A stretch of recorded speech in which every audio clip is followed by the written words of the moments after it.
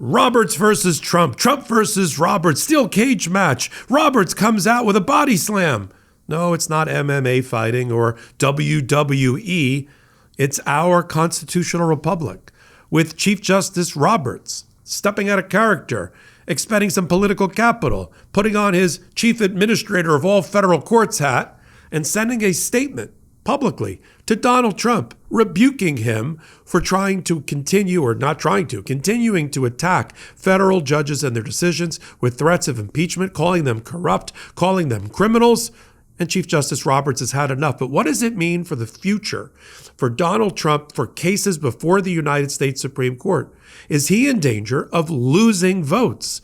Kavanaugh, for instance, who is the roommate of one of the judges that Donald Trump and his administration, from the press secretary to Elon Musk and Stephen Miller and everybody in between and all the paid social media influencers, is he going to no longer consistently vote with Donald Trump? What about Chief Justice Roberts? What was going through his mind? Why did he come off the sidelines to protect Judge Boasberg, the judge? How could he not? But now that he has, what does it mean for the future? I got one place in my mind where I can think of where you'll get the answers to these questions in a healthy debate, people that sort of know what they're talking about. Legal AF. And here's a clip. If we continue down this road, especially with the Boasberg stuff. Well, let's jump in there. By choice. Well, let me ask the academic philosophical question, since you went there so quickly, which I appreciate.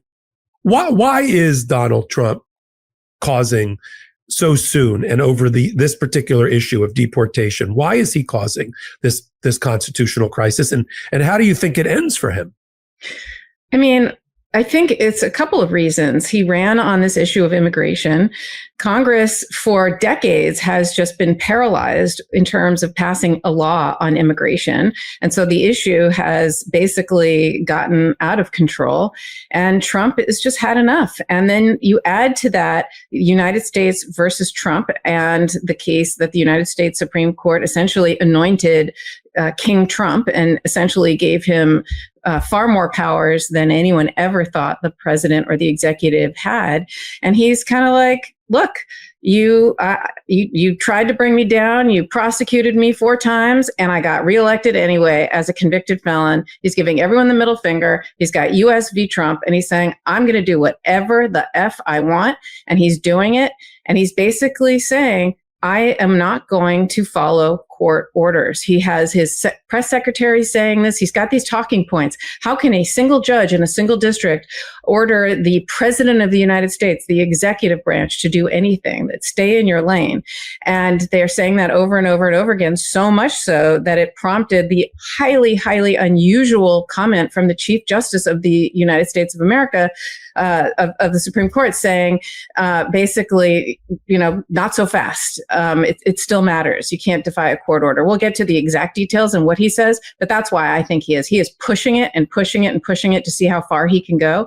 And so far, he's getting away with all of it. Congress is not stopping him. They have ceded all of their legislative and oversight authority, and the courts don't have any inherent authority to enforce what they order people to do. At least they don't have it's unclear what kind of authority they do have and what they can do if the Trump basically says, no, I'm not doing it. So he's pushing this issue to the limit, and he's really pushing it here. We'll see where we end up. Well, listen, I think federal courts have to do their job. I think federal courts have to declare things unconstitutional and illegal.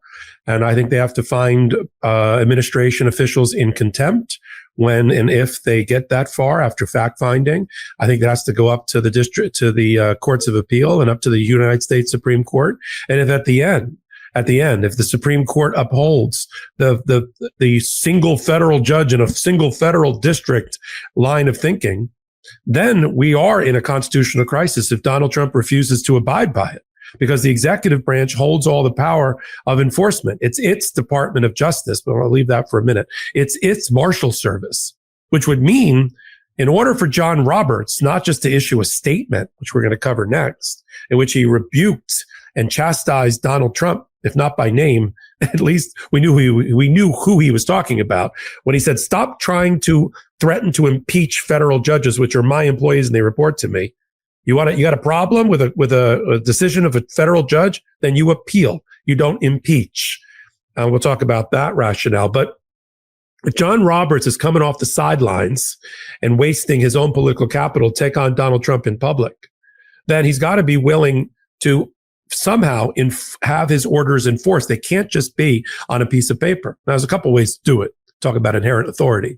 One of them is that if the Department of Justice isn't going to take up prosecution of a matter because it's all under the thumb of the chief law enforcement officer of America, which is Donald Trump, according to Donald Trump, then they're going to have to deputize their own prosecutors. It's happened before. The Supreme Court has recognized it. So people come out of private practice, or they come out of where you came out of, state prosecutors, and they get deputized to be federal prosecutors, and they go after administration officials. That's one. Two, if you need a law enforcement, if you need security personnel, and the federal marshals are told to stand down by Pam Bondi, who runs it from the Department of Justice perch, then you deputize law enforcement. There's plenty of democratically controlled police departments in and around DC and all the other states we're talking about, and National Guardsmen. That, imagine this. This looks like the Civil War movie that I watched recently on a flight. Who can go and arrest people. And now we got a battle royale. That is the constitutional crisis that even Donald Trump suggests that he wants to avoid. When he was interviewed by, I don't know if you caught Laura Ingraham last night, but he felt he had to go on this softball interview in order to try to fix the problem that he created with picking a fight with Chief Justice Roberts, which is not going to help him. He can't win that fight, and he needs every one of those votes on the Supreme Court, from Kavanaugh to Roberts to everybody else, in order to ultimately affirm his policies and his decision making. If he's lost the Supreme Court, I'm not suggesting we're there yet, but if he's lost the Supreme Court, he's in big deep doo-doo. Now, if Roberts and the court, if they'll try to rein in Donald Trump with these orders, but it's going to be up to federal judges. I'm telling you, they're going to deputize prosecutors to go after Trump if the Department of Justice says no. It's just there's no other way. We might as well give up as a society if the judges aren't going to be empowered to do that. What do you think, Karen? Yeah, I think it's a great point. And I think it's something that everybody has to think about and has to really understand how important it is. And the case we're about to talk about, the deportation of the Venezuelan, this gang, it's called Tren de Aragua. And they are purposely picking this violent Venezuelan gang to push this issue, because when you see what some, not all, of the individuals are accused of doing, it's hard to say that you're in favor of keeping them here. And he knows it's one of these, it's one of these things, like as a lawyer, you say, bad facts make bad law kind of thing. You have to pick when you're appealing an issue, you want to pick something not just with good legal issues, but you want good facts, because appellate judges sometimes are loath to give the benefit of the doubt to really bad, violent, terrible people. And so that's why you try to find the more sympathetic or positive case to do it. And he picked this case. He picked kind of the worst of the worst people to push this legal issue, you call it a legal issue, but they're truly behaving lawlessly, so that they can just basically try to win in the court of public opinion. And I think that's what they're doing here. Yeah, to be clear, nobody on Legal AF, Karen, me, anybody else, if these bad narco terrorist gangbangers, as the Republicans like to call it, have committed the crimes and are as heinous as they have been portrayed, I'm all for a due process system to send them packing. What I'm not all for is 14-year-old Venezuelans being swept up in this in shackles being sent to El Salvador, to the dictator of El Salvador, to fill his Supermax Arkham prison Batman jail. I mean, I'm waiting for Bane to come out of the mist, from these places in the middle of the night, as the White House on its official website or its official social media post plays closing time, like cut out the memes. So thank you very much. We did not vote for this. Okay. Caroline Levitt. We voted for a constitutional republic to be maintained and due process to be used for everybody that happens to be on American soil. And that's what Judge Boasberg. So let me frame the Boasberg part, then you take over the Roberts part and the reaction and Donald Trump trying to cauterize that wound while still sending a mafioso-like message back to Roberts through his press secretary. So this went fast over the weekend. We were covering Friday hearings, Saturday hearings, Sunday filings, Monday filings, all arising out of the same thing.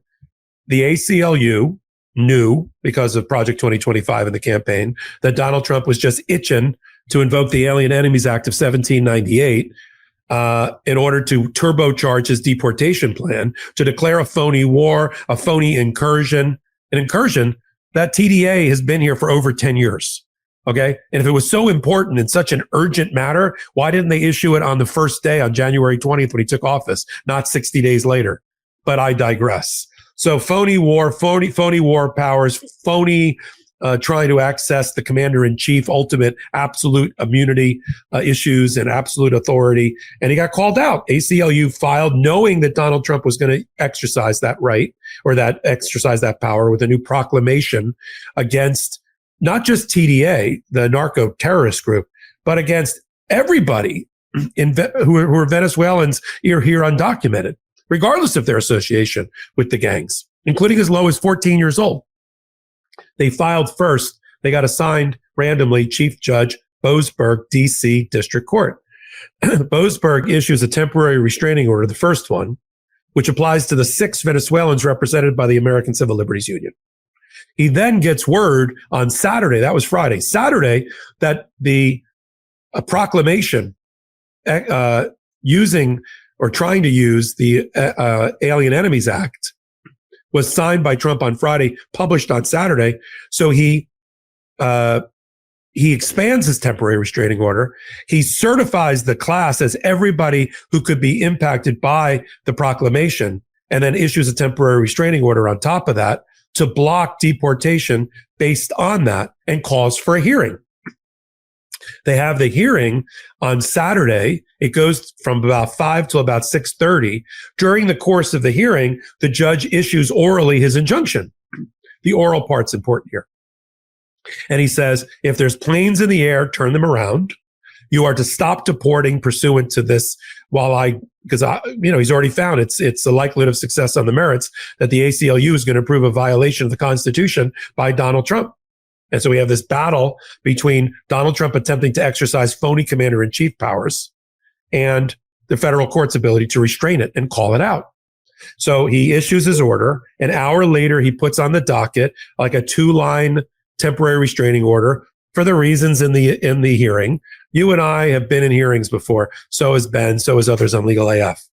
You take copious notes during a hearing and you ask for the transcript at the end if there's an injunction involved, so you know the contours and the parameters of that injunction.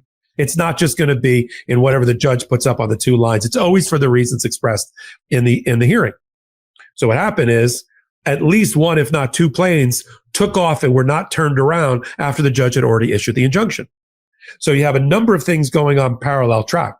You've got the substantive and the merits of the temporary restraining order already issued, with the judge setting a very fast track this week briefing schedule.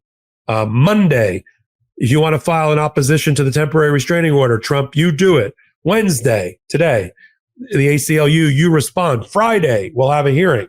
In the meantime, the judge figured out that they might have violated his injunction. That's code word for perhaps there's been contempt of court and open disobedience. So the judge set up a separate track to get to the bottom of the disobedience, setting another hearing and requiring more filings, some of which Trump responded to, and some of which he's asking for more time to do it. And their fundamental argument, Karen, is that, oh, we didn't violate because the planes went out after the written order hit the docket. And the judge says, what about my oral order at 6:35? And they said, well, oral orders, Judge, they're not really worth the paper they're not written on. And the judge says, are you telling me that as a federal judge, the chief judge of my district, that if I tell you something orally and I enjoin you, that you're not going to do it until I put it in writing? That seems like a stretch, don't you think? And they cited some totally inapplicable law about oral injunctions. So there's this battle between it. When they figured out they couldn't get out from under Boasberg, they tried multiple attacks on him starting on Saturday. First, they went to the circuit court, the appellate court, and asked for him to be reassigned because they didn't like the orders they were getting out of him. And the district court, the circuit court said, well, they didn't say anything, which effectively is saying, we're not granting you your request for reassignment. Then they asked for a stay, and the appellate court said nothing, meaning they didn't grant the stay. Then they went to the judge and said, you don't have jurisdiction. Welcome back. We have a podcast you might have heard of. Hopefully you have. And it's called Legal AF. It's on the Midas Touch Network. And we have quietly, because of you, and we're humbled by it, we've quietly crept up to the top 10 in the world for podcasts. Sure, our brother's podcast, the Midas Touch podcast, is number one, but we're not too shabby either. We're in the top 10, and that's all because of you. We sit at the intersection of law and politics, and we bring you our best analysis as practicing lawyers that we can think of. We've been doing it for over 5 years. If you don't know why it's called Legal AF, well, after seeing that clip, now you do. Wednesdays, I do the show with Karen Friedman, Agnifilo. Saturdays with my co-founder, Ben Mycelis. And then, I do hot takes like this about every hour right here on Legal AF, the YouTube channel. You're already here. You want to know how to help us? Just hit the subscribe button. It's for free, but it really does help us continue to build this pro-democracy channel. So until my next report, I'm Michael Popok. I'm Michael Popok, and I got some big news for our audience. Most of you know me as the co-founder of Midas Touch's Legal AF and the Legal AF YouTube channel, or as a 35-year national trial lawyer. Now, building on what we started together on Legal AF, I've launched a new law firm, the Popok Firm, dedicated to obtaining justice through compassionate and zealous legal representation. At the Popok Firm, we are focused on obtaining justice for those who have been injured or damaged by a life-altering event by securing the highest dollar recoveries. I've been tirelessly fighting for justice for the last 35 years, so my own law firm organically building on my Legal AF work just feels right. And I've handpicked a team of top-tier trial fighters and settlement experts throughout all 50 states known as big auto injury attorneys who have the know-how to beat heartless insurance companies, corporations, government entities, and their attorneys.